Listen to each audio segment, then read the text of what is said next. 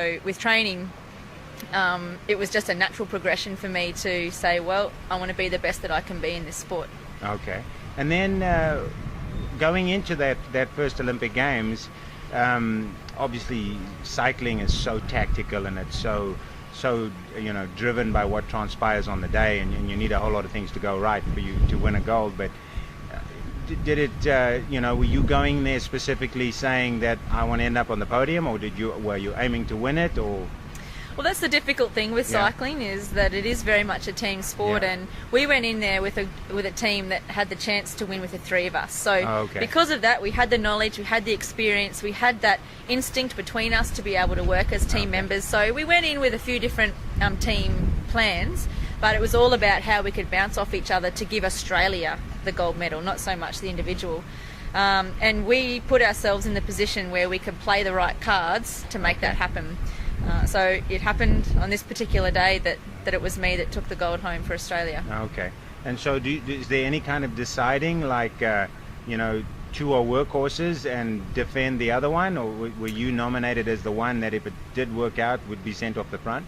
Well, in the Beijing Olympics, we had one of the girls that was working for the other two. Okay. Whereas in Athens, it was more about, okay, all of us have a chance here to win, so let's put ourselves in these positions to give Australia the best chance to medal. And we successfully did that. So when I put up this video, what I'm going to do is put up that URL of you winning the race. But just take us through, that last section where it came down to just the two of you, and what had transpired just before that when you'd actually had to catch the main bunch again.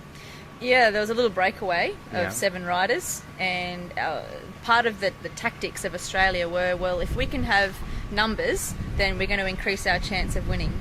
So one of the Australian girls, Anoni Wood, was in that break, and so to increase those chances, we needed to have another one in there. And I took the opportunity to bridge across from the main group to that lead group.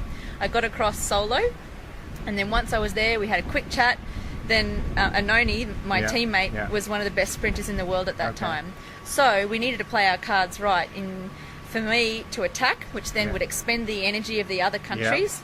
And if I was caught, then they would be a little bit more tired, which then meant that Anoni would have fresh legs to be able to go for the sprint. But if they didn't catch me, then I would be able to go for the win. So in attacking, I was providing an opportunity for both myself and my team if it came back together. And you did a solo attack?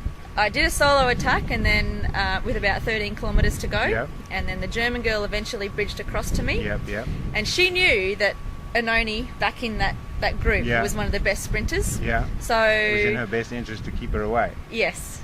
Okay. So I could use that and try and use her to the fullest. Okay. So I did a few turns, but on the whole, she did most of the work. Okay. And therefore I was able to come around her in the sprint.